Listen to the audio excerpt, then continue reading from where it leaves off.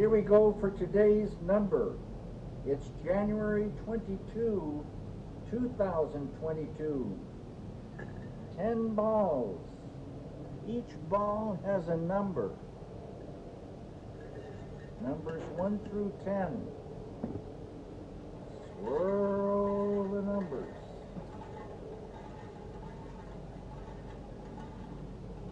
Pick a number. Today's number is 1. At least 70 people were killed in an airstrike on a prison run by Houthi rebels in Yemen on Friday. The recent escalation of conflict in the region has drawn condemnation from the UN. Destroyed beyond recognition. Hours after the airstrike, rescue workers are still pulling people out of the ruins of this detention center in the city of Sadr and sending them to hospitals.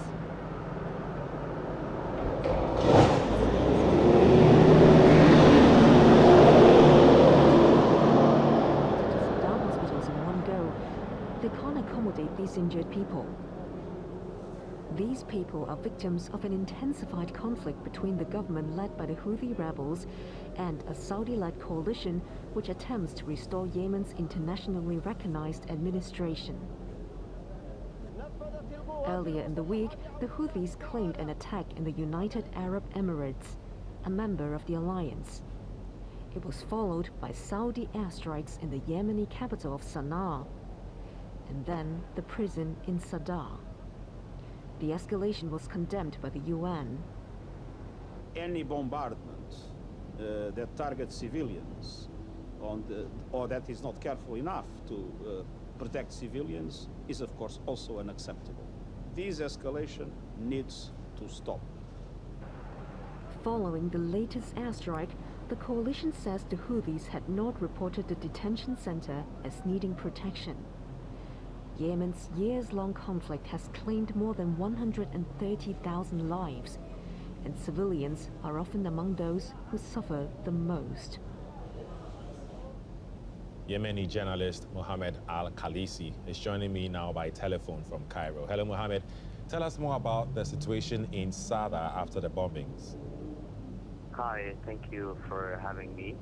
Actually, according to some human and aid organization working in Yemen, around 100 people have been killed and injured after Saudi-led coalition attacks a prison in Sadr province on Friday. Some news confirmed that more than 60 people have been killed, and also inside this prison there was African migrants.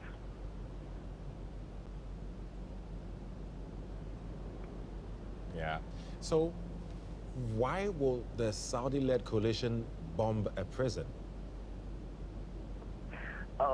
Actually, this question we need to ask many times, but the coalition denied this target, and they said this wasn't recorded in their structured airstrikes. Also, some human organization in Yemen saying that the coalition has attacked this prison. Actually, we need to ask question that why the Saudi coalition is continuing to pumping civilian cities. After 7 years, they didn't achieve anything. Only innocent civilians are being affected by this bombing. Okay. As we know, many people have been killed, and we're running out of oil and food. And you heard about the internet, what happened 2 days ago after there was an airstrike on Al-Hidaydah province. Okay. Yeah, we definitely have been following on that. Quickly on this one, do you expect the conflict to intensify even further? We are witnessing a huge escalation from all sides, and same peace is far away. But some political resources saying that the peace talks will be resumed in future, soon in future. And what is happening now that all sides trying to advance on the ground, and all these civilians, we will keep to say it, that being affected by this war. Okay. Yemenis are most of the Yemenis are calling to stop this war and actually to make a limit for this humanitarian crisis. في محافظة أو محافظتين في انعدام التجهيزات وانعدام الأدوية وإنهاك الكادر الطبي والصحي.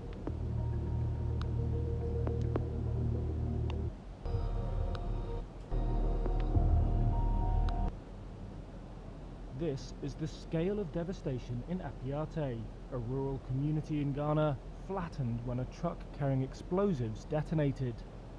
Police say at least 13 people were killed and around 180 injured.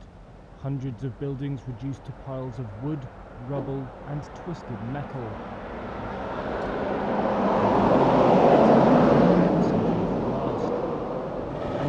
Yampi, a student from a nearby mining college, says he rushed to the scene when the explosion happened on Thursday. And you could see human remains all over the place. The epicenter of the damage still remains a huge crater over there with no traces of the vehicle over there. So the damage is beyond comparison. It's not entirely clear what caused the explosion. Police say a motorcycle crashed into the truck and caught fire. A government statement said a roadside power transformer could have been involved. The truck was owned by Spanish company Maxam, which was transporting explosives to the Chirano gold mine run by Toronto-based Kinross Gold Corporation, according to police. Maxam has not responded to requests for comment. Kinross said it planned to provide support to the response efforts and relief items to those affected. The Ministry of Lands and Natural Resources said Maxam has been suspended from manufacturing, transporting and supplying explosives for mining operations, pending the outcome of investigations. But police also said the transportation of explosives had followed proper procedure and that the truck had a police escort.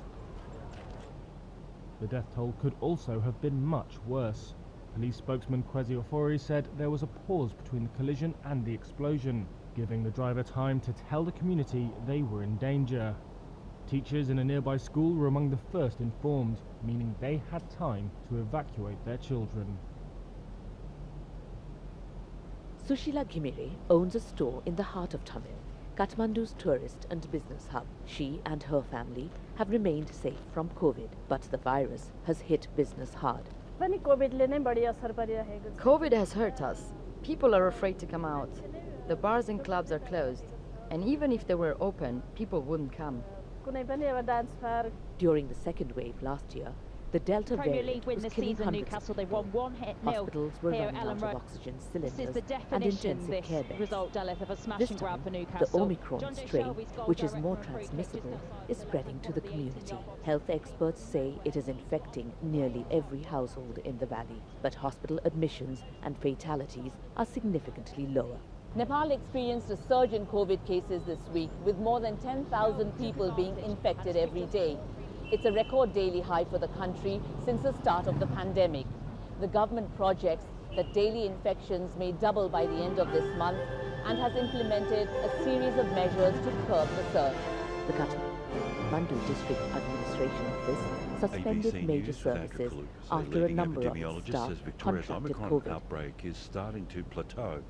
The number of people hospitalised after contracting the virus has fallen to 1,029 yesterday, slightly down from 1,096 reported on Friday. Victoria has recorded 16,016 new COVID cases and a further 20 deaths. Deakin University professor Catherine Bennett says the signs are promising. It is looking very hopeful. We know the numbers are shifting around just because of test availability. We've shifted the way people are testing and where they get their tests. But across all those test indicators, now that they've settled a bit after we started reporting rapid antigen tests, they are looking consistently like they've levelled out, definitely. South Australian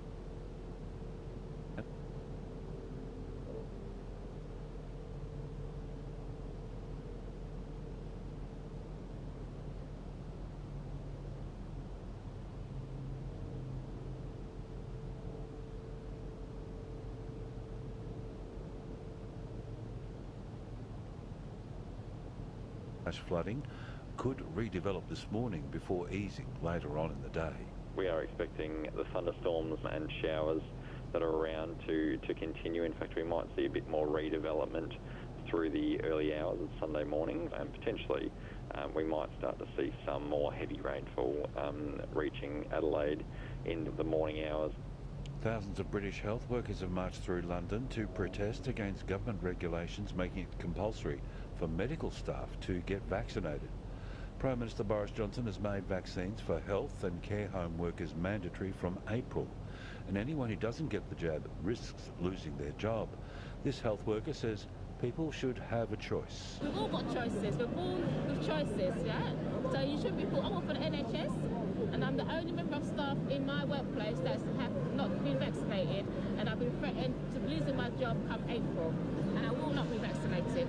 Around 90 emergency personnel have remained overnight at the site of a bushfire in which a volunteer firefighter died in South Australia's southeast.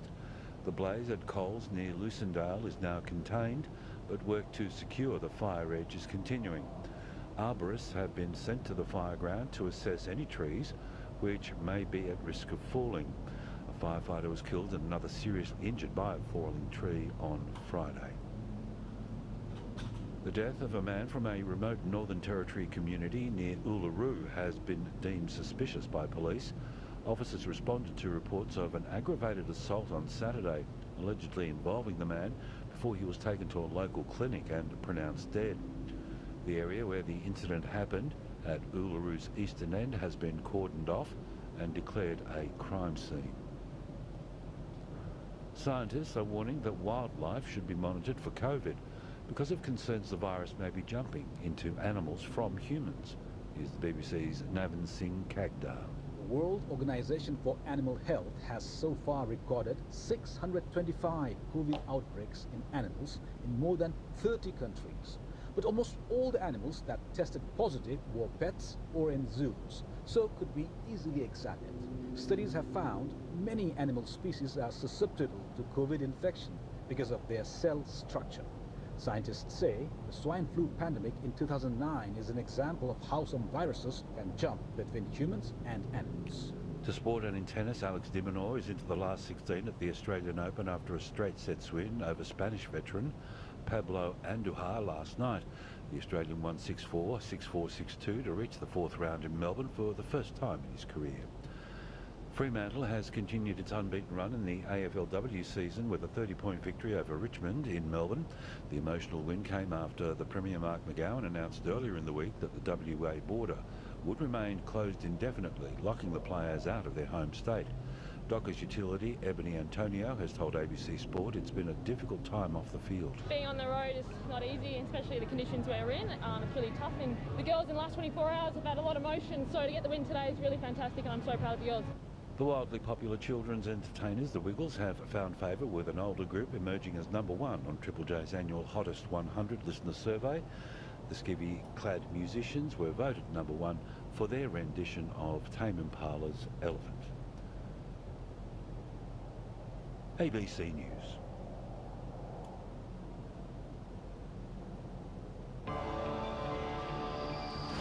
Now on ABC News Radio, a look at the national weather.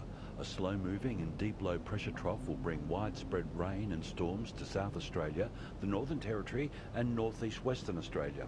A monsoon trough is building over far northern Australia, bringing heavy rain and gusty storms. Onshore winds will bring showers to the east. To the capital city, forecast for Sunday: Brisbane 29, a possible shower. Sydney 26, possible morning shower. Canberra 27, partly cloudy. 34 and sunny in Melbourne, mostly sunny 27 in Hobart. Adelaide 26, humid with rain at times. Perth 39, very hot and sunny. Darwin 31, showers and a storm likely. You're listening to ABC News Radio. We return now to the BBC World Service. This shopping mall in Assam's biggest city is only open to fully vaccinated people. For nearly a week, other public places, offices, restaurants and markets have also been screening for vaccination proof. The state in India's northeast wants to encourage more people to take their jabs as new COVID-19 infections surge to an all-time high. The rule has kept businesses open, but some find it unnecessary. I think it's somewhat not good because unvaccinated people can feel discriminated, because if one wears proper PPE, double mask and enter inside and maintain a safe distance, you can get protected. But the number of entries inside the mall, I think it needs to be controlled. Many states have tightened restrictions as new cases break records. Indian-administered Kashmir has barred most people from leaving home for 3 days from Friday. In southern India, Tamil Nadu and Kerala have imposed a Sunday curfew. But in Karnataka, the weekend lockdown has ended and most schools and colleges are reopening, although capacity limits and vaccine requirements will continue in restaurants, malls and gyms, as will a night curfew. Some say it's hurting their business. It's easier to open a pub, but restarting it after every COVID or every lockdown is the most toughest thing which we have always felt. All my employees are gone back, we have to get them back. That's a big challenge, getting them back, again putting them back into work, restarting the entire place, cleaning up this place, restarting is a pain. Demand for at-home test kits has grown, adding to concerns the number of infections is being underreported.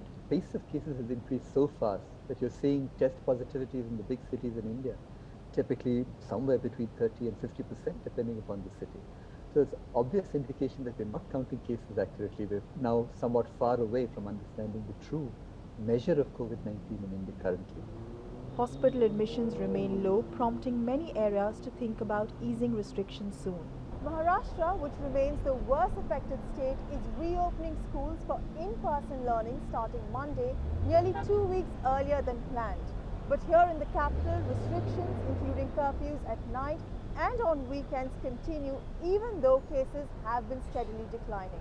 Pavni Mittal, Al Jazeera, New Delhi. In a bid to contain the spike in COVID cases in the capital city of Japan, which is now witnessing a record surge in daily cases, the government has now started administering booster jabs to the elderly citizens. Tokyo, meanwhile, has reported a record number of new daily cases for the 4th straight day. Tokyo has recorded more than 11,000 COVID cases in the last 24 hours, and the new cases have more than doubled in the last 1 week.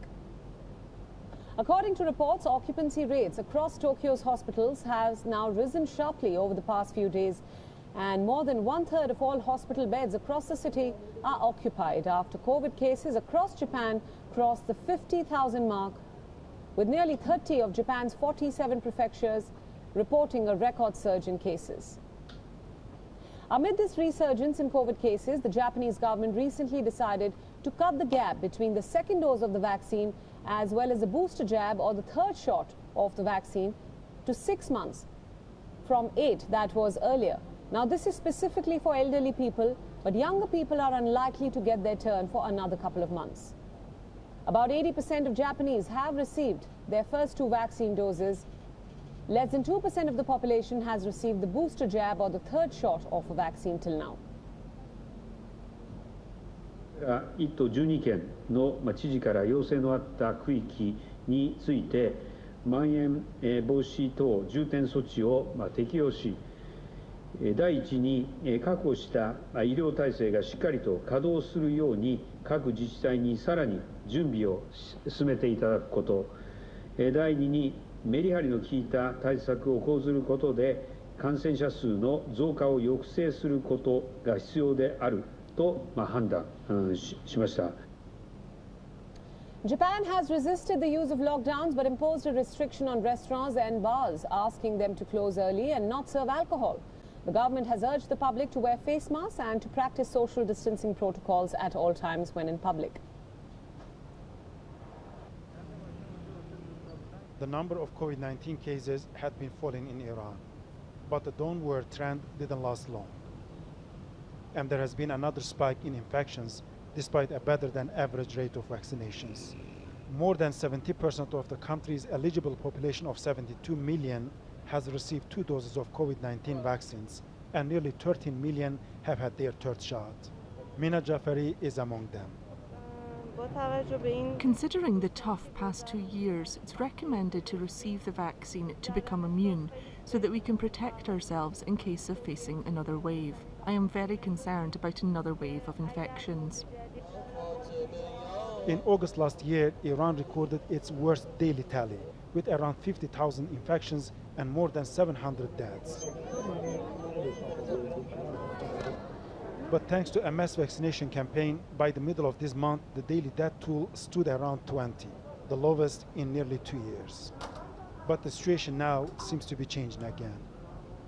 The Omicron variant, first detected in the country last month, is boosting the daily infections total. Provinces around Iran are reporting up to a threefold increase in active cases, and the number of Iranians needing hospital treatment is also on the rise. The manager of economic. Experts are warning the number of infections by the end of February could go up to total 600,000. At the moment, we are in a very bad economic situation. We are worried about medication shortage because of the sanction or hospital bed shortage. What we prospect, we will face on a crisis, a disaster. We are worried about the disaster because when you face to, for example, 1 million cases, we have not enough physicians, enough nurses, enough hospital beds to serve these patients. For a country already suffering from the effects of international sanctions, Iran's healthcare system has been under immense pressure and will struggle to survive a new wave of COVID-19. Rasul Sardar, Al Jazeera, Tehran. It's not what visitors to the ancient city of Machu Picchu had been expecting.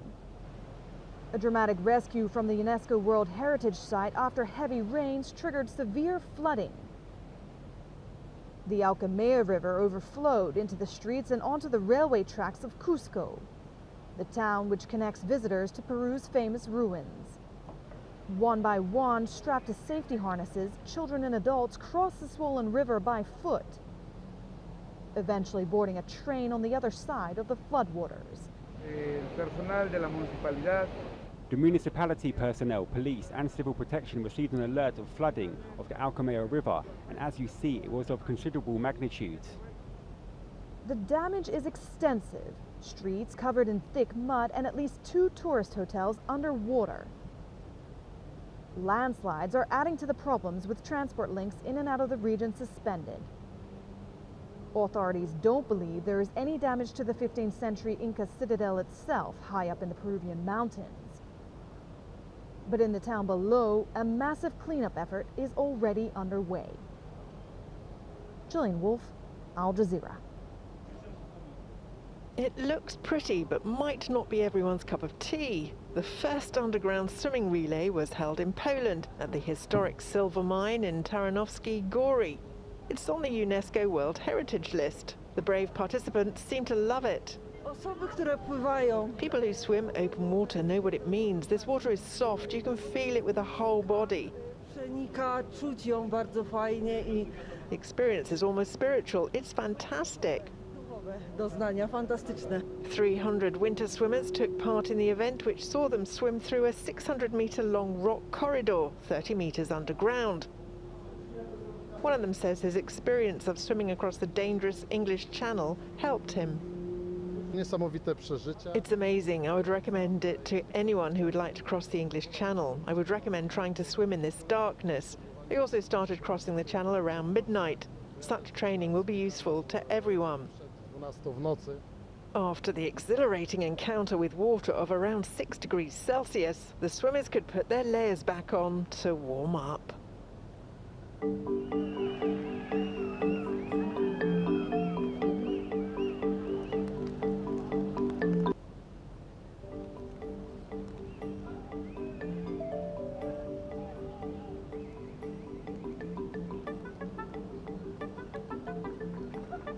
ممكن اليوم اللي نناظرها بنظرة شمولية في داخل المملكة، حكم أنه يرجع الخيل إلى المرابط، الخيول العربية من دول العالم كلها كاملة وتكون لها تواجد في داخل المملكة، حكم أنه يرجع الخيل إلى مكانها الأساسي. يعني هذا الأهم، هذا اللي ممكن اليوم اللي نناظرها بنظرة شمولية وهدف استراتيجي مفترض نشتغل عليه جميعا.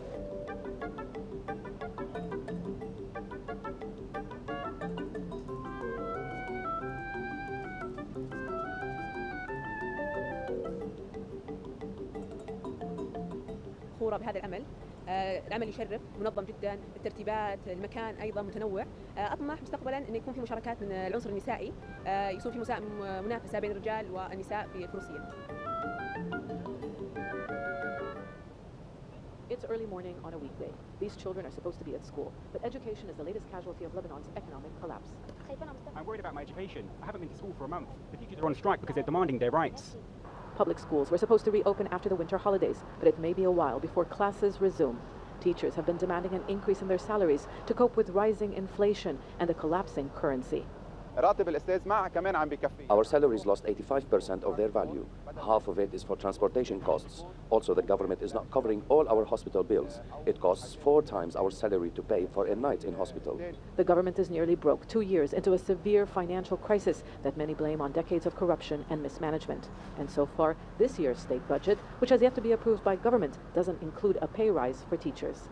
The government will be approving a temporary compensation package for teachers, and then it will discuss the draft state budget, because we can't increase teachers' pay without doing the same for army officers, soldiers, judges and other public sector employees.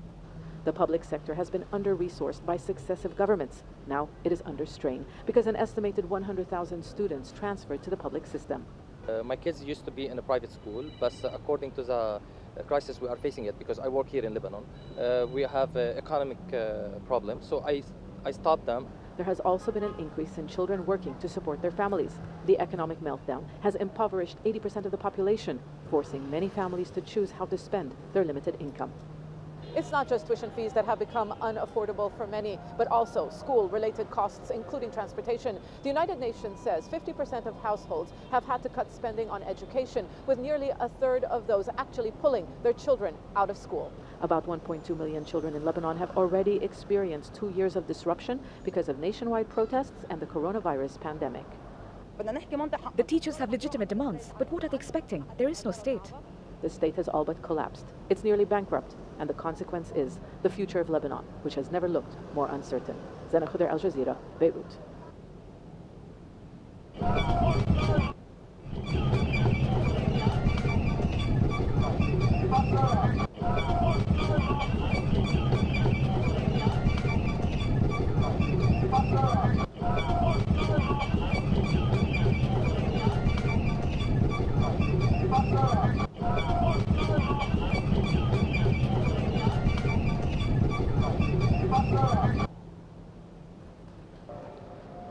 It's a typical winter's day in Linköping, idyllic in the snow and a relatively safe corner of the world.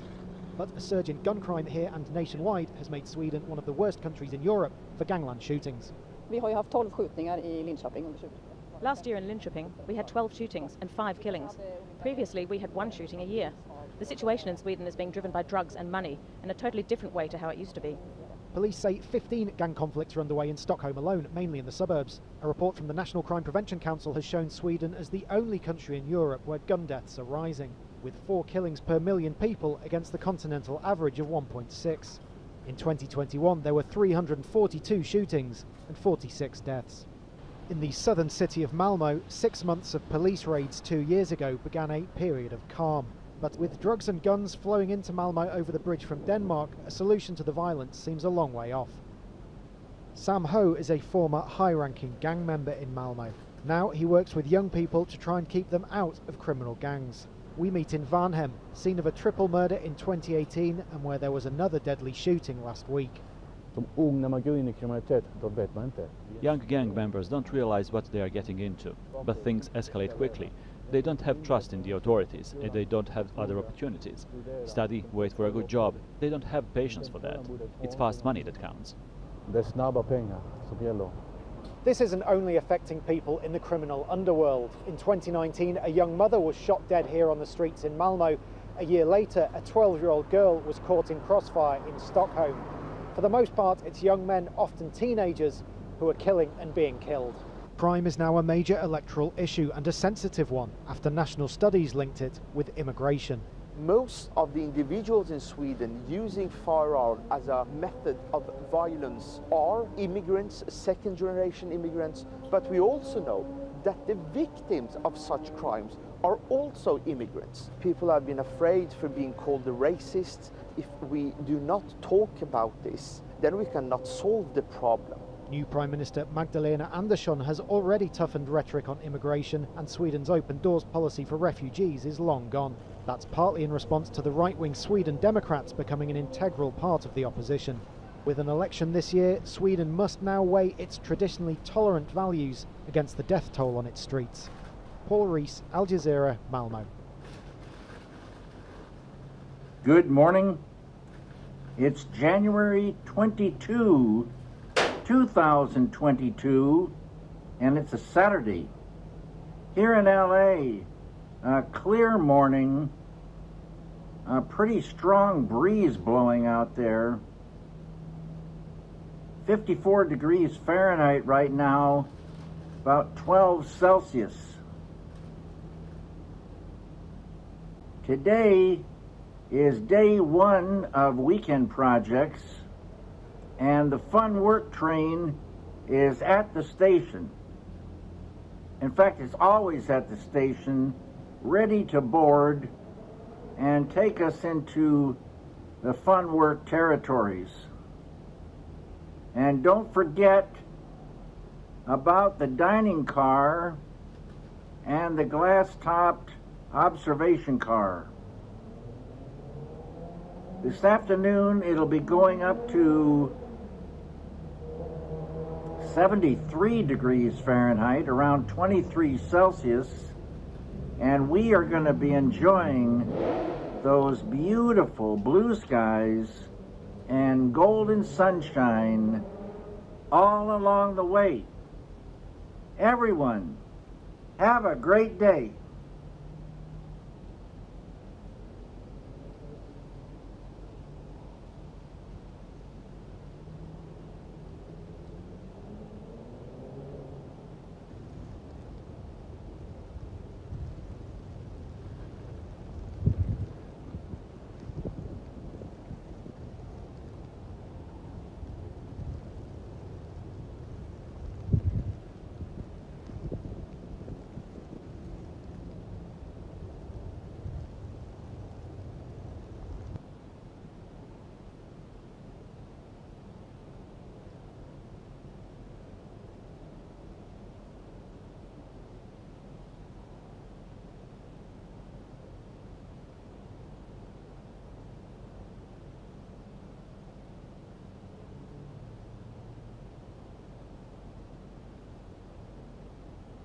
Everyone, have a great day.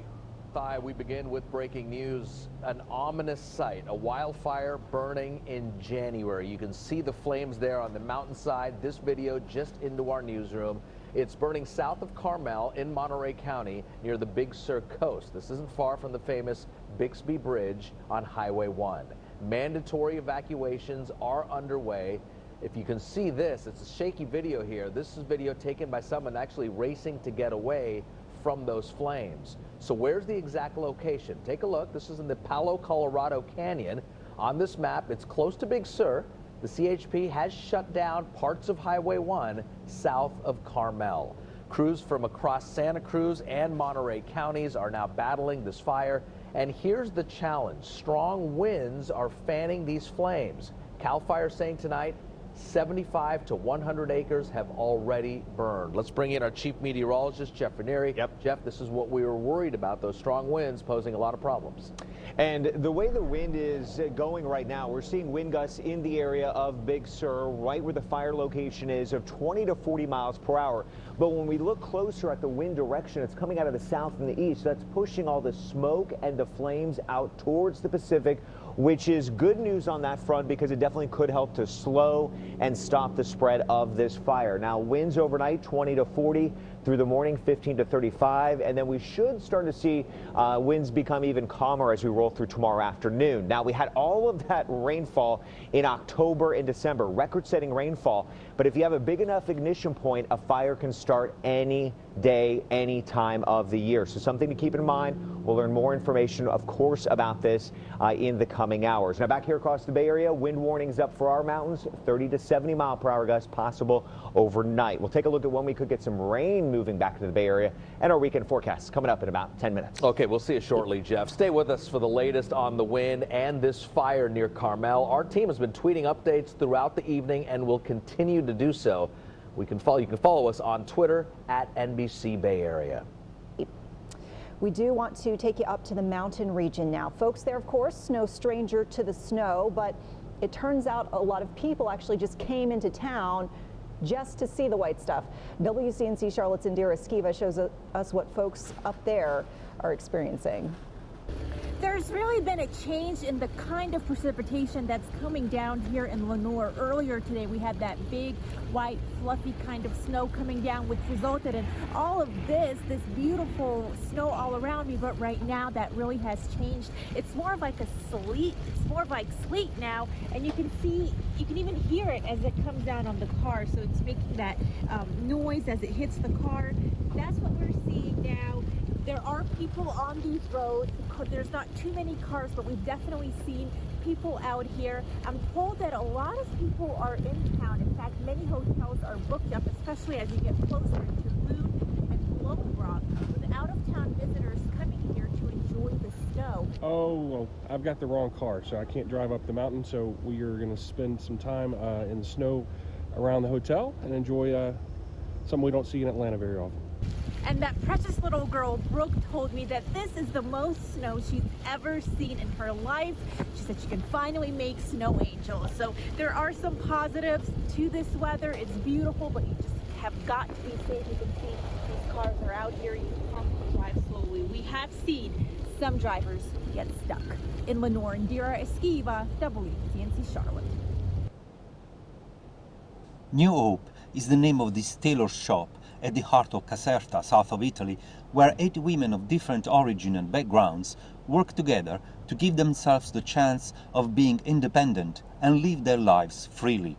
It started almost 20 years ago as a way to give migrant women, mainly of African origin, the chance to set free from the legacy of human trafficking and start a new life.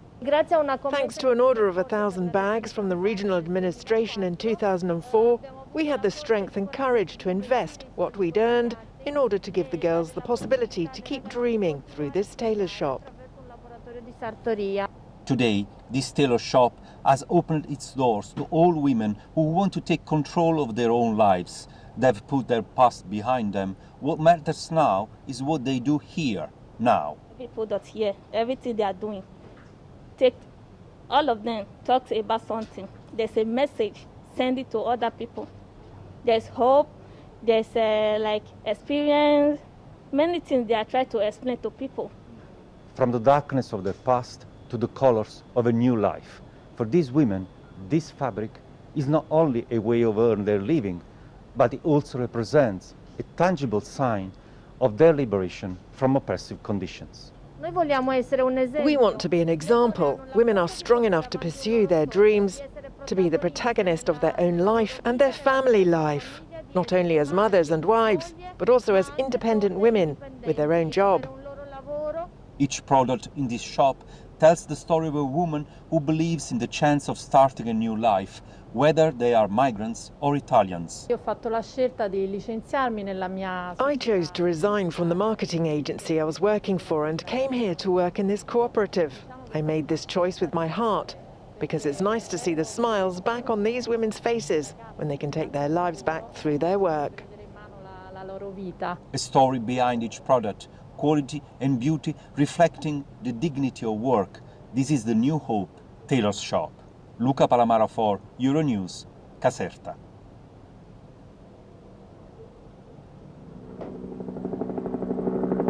(24/7) South Africa News. Suspended from Metro FM. The reported that Dineo was suspended for misconduct due to her participation in the viral Umlando Dance Challenge. Taking to social media on Wednesday, Pearl, who used to do a show on the station, weighed in on the reported suspension by sharing with her followers that leaving the station was the best decision for her. One of the best things I ever did for my self-esteem and growth was to leave Metro FM.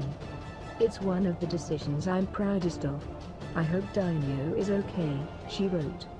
In her mentions, a tweet called Dainio toxic after her recent behavior, but Pearl quickly squashed the comment and said the station was a toxic place. I can't control Dainio's actions or anyone's feelings about them. However, Metro is the most toxic environment I've ever encountered. That remains regardless of who she is or isn't. Dainio shared the video where she filmed herself dancing on top of tables and chairs at the station. Dainio has been absent from her radio show The Bridge, which airs between 9 a.m. and 12 p.m. The SAP can confirm that Dainio Ranaka is not scheduled on Metro FM at this stage, and as a matter of principle the corporation does not discuss matters relating to its independent contractors in public. The alleged suspension left tweets shook that dancing on tables could get a person suspended. Brought to you by 24/7 ESSA News. If you like this video, remember to hit the like button and subscribe to this channel for more information about your favorite actor.